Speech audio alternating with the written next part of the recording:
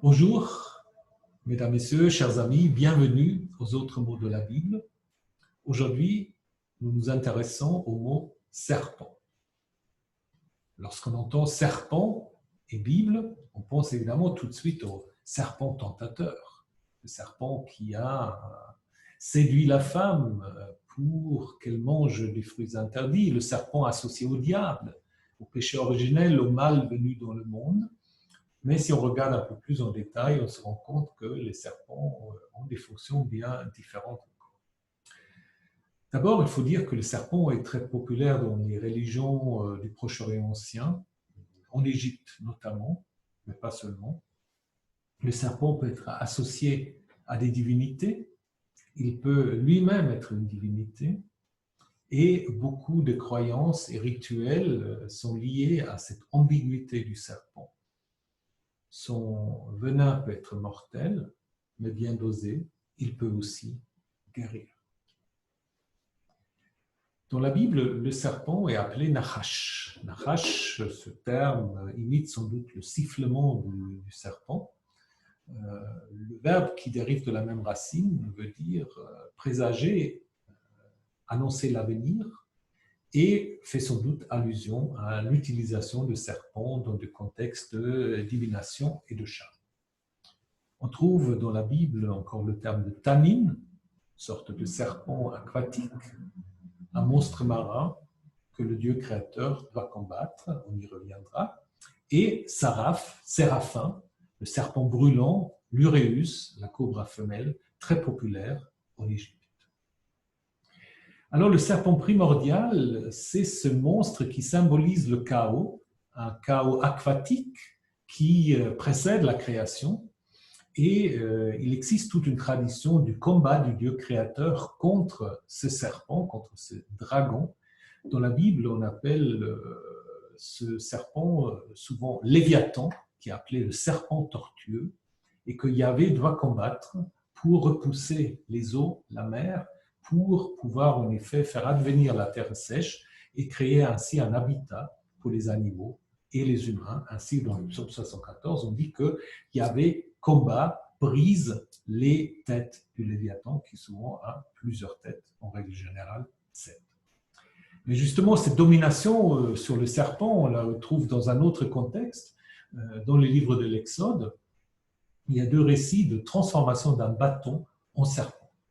C'est d'abord lors de la vocation de Moïse, où Yahvé donne à Moïse la puissance de transformer son bâton en serpent et de le retransformer ensuite en bâton.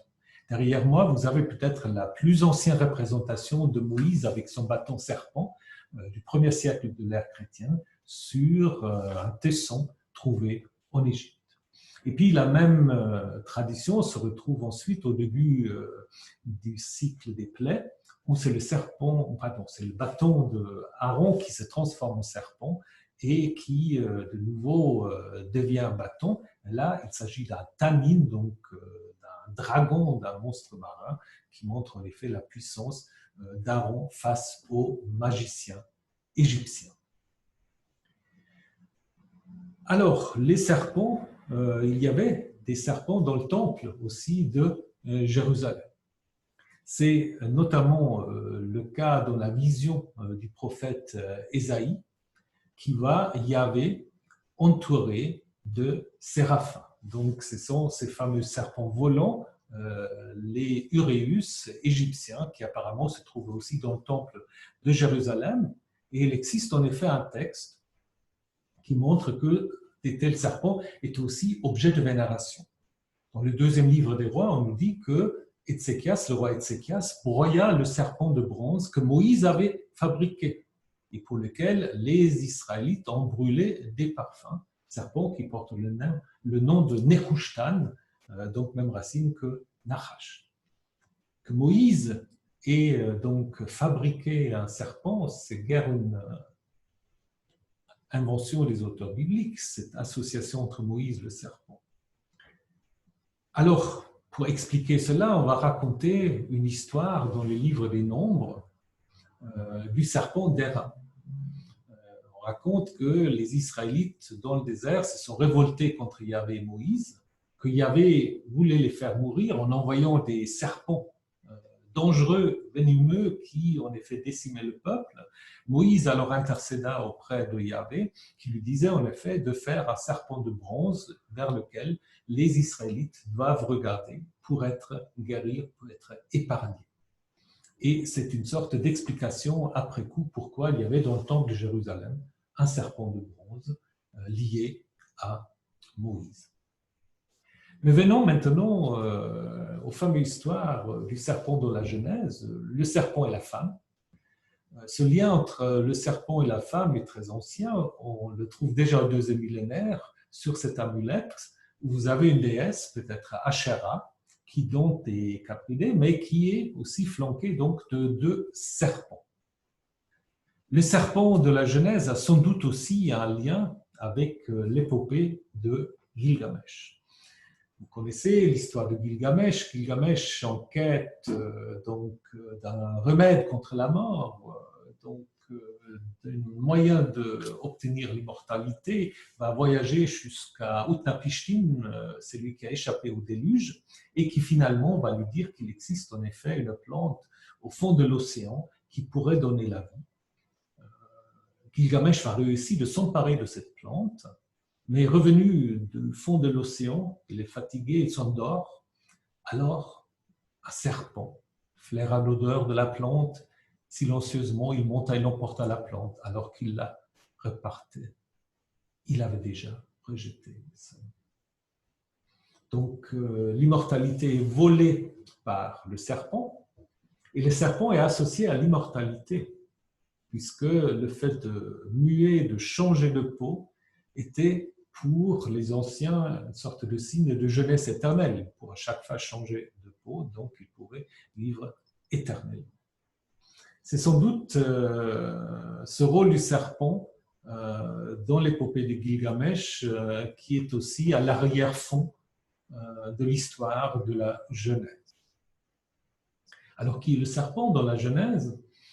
Les théologiens postérieurs ont identifié le serpent au diable, mais ça ne correspond pas au récit, parce que le récit présente le serpent comme une créature de Yahvé. C'était un des animaux que Yahvé avait créé. On dit l'animal le plus rusé, mais néanmoins un animal créé par Yahvé.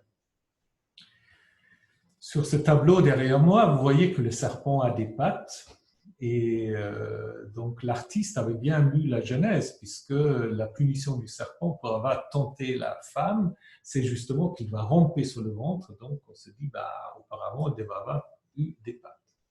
Et vous observez aussi que ce serpent a un visage humain, un visage qui ressemble fortement au visage de la femme.